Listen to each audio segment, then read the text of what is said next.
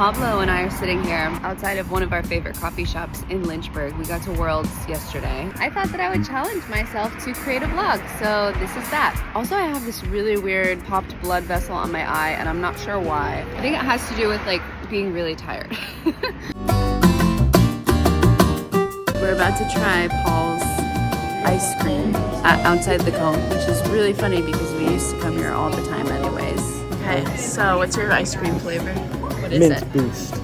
Mint Beast. And have you, this is your first try? Yes, it's not out yet. It'll come out the week of World. We'll get the first taste. Thank you. Thank you. Mine's dairy-free coconut. Every time I tried to vlog, the lady would like start talking. A huge bite? Alright, what do you think?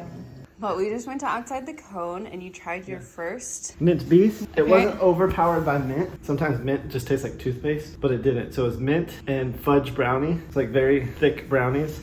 And then he gave you coupons for free ice cream? The coupon is valid for 1 free scoop of ice cream and in a cone or dish. I went to the grocery store, but I barely got anything. This Airbnb that we're at, it's like the most lame kitchen setup of all time. One pan, one pot. One opportunity. And then that's it. I think the worst decision I ever made in my life was coming to Goliath after eating 3 scoops of ice cream that I only ate because the man offered them to me and I'm too nice to say no. And I'm currently in the fight of my life right now because Goliath is just up and down hills the entire way. I'm gonna be throwing more than my discs. It's got the whole 17s basket and I'm playing the shorts. And you wanna know something fun about hole 18? The T-pad is right there. And for the shorts, the T-pad is up that hill. So we have to walk up that hill. In other news, I threw the best forehand I've ever thrown in my life. So there's that. Okay, here we go. Oh, yoink.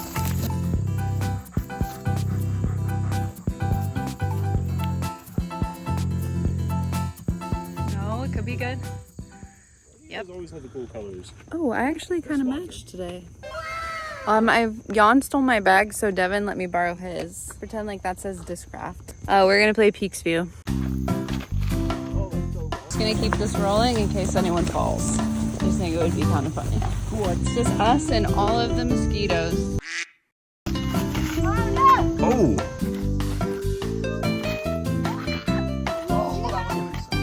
I almost died. Devin threw and he hit the pole. I'm just gonna start recording after you guys are done. Good news. None of us have glow discs. It's also really humid and I wore a long sleeve shirt because I'm an idiot. But on the plus side, I don't feel any of the mosquito bites. Devin throwing even though it's just darkness. Oh my, yeah, good thing you can't see that one.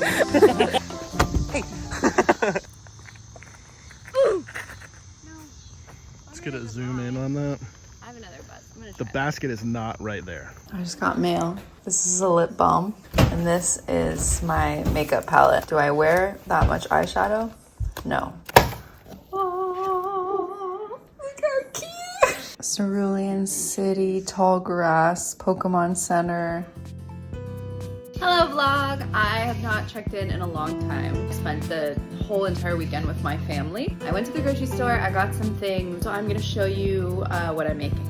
I'm currently boiling a huge pot of water and I'm gonna boil all of these eggs, put them in these, which I just washed. Grass-fed beef and cooking it with some steak sauce. It's a Japanese barbecue sauce with some salt, pepper, garlic, and then just dividing it up, putting some rice, and then I just got a bag of frozen vegetables. So definitely keeping it easy, and we really just want those macros without everything else. When we're going out to eat this week, that's gonna be when we're eating all of those other carbs and all of those other fats. I don't know why, but I just lost 2 eggs because they were stuck to the cardboard. So that sucks. Do this and start the cracking process, and then I'm gonna put it back in the water because the water's gonna get in there and it's gonna separate the egg from the egg shell really easily. So if you've ever had trouble opening the shells after you've cooked the eggs, put it back in the water. And even if you're like starting to peel and then you run into problems, just put it back in the water. Clearly I'm not an influencer in any way. Oh my god, it's a huge storm cloud. Okay, that sucks for everybody that's at the course. This came out great.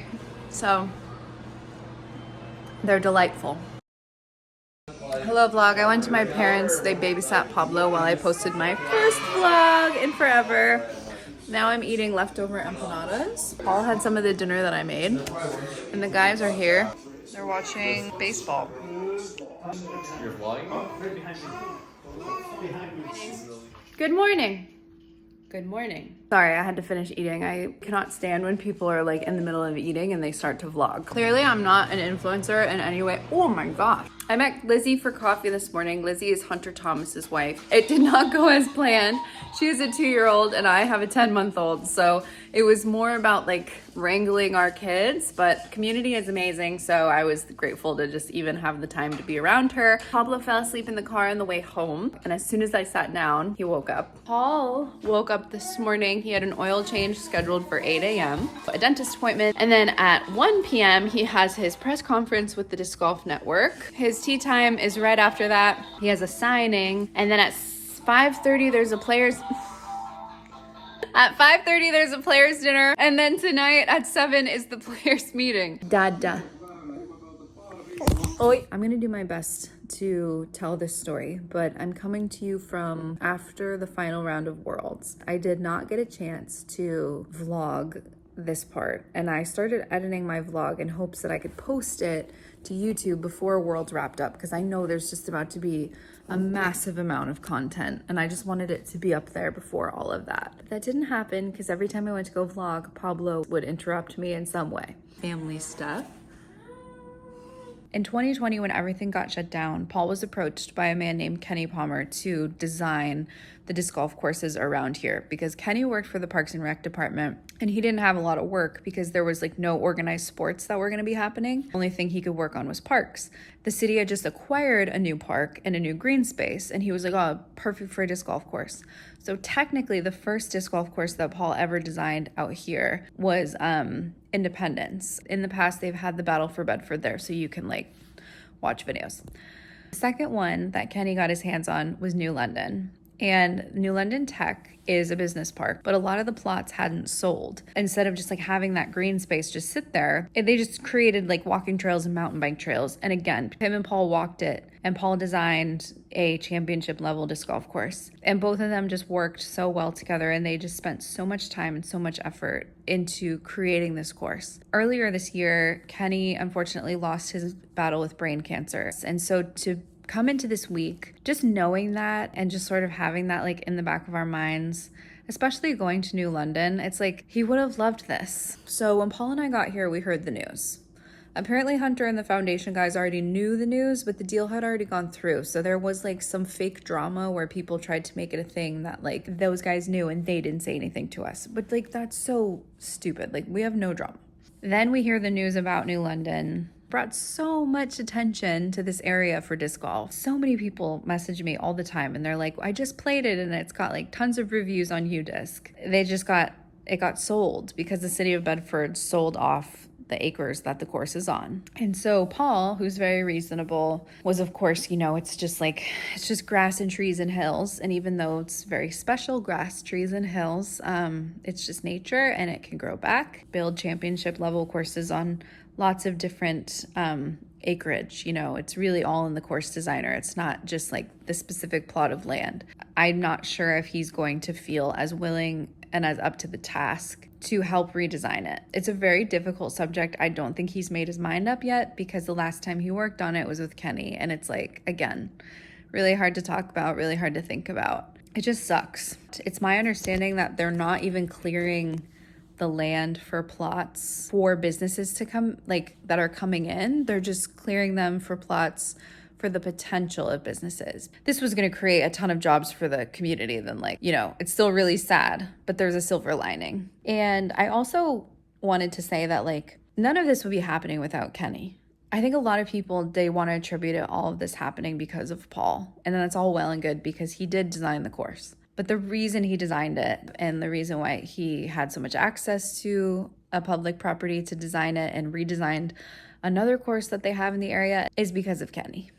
And that just, none of this would be happening. And so it really does suck that New London's going to get taken out because it's such a special course. But Kenny's legacy is so much bigger than that, because all of these people who are Airbnb-ing and hoteling and here for the PDGA World Championships is his legacy. Like, this is happening because of him. I just wanted to say all of that because I felt like I didn't do a good job of saying that earlier in the week. And then I just wanted to say thank you guys so much. Like, this week was so special. It was so cool. I walked with his card today and there was thousands of people on the site, like just walking around. And it was so well spread out, like fans of players, like cards deep. Like, it wasn't just like everyone who showed up and bought a ticket following like the lead and chase. It was like so well received, like so many disc golfers. I am just so proud of Paul, and I wish he won because it just would have been the absolute cherry on top. But Isaac is such a great guy.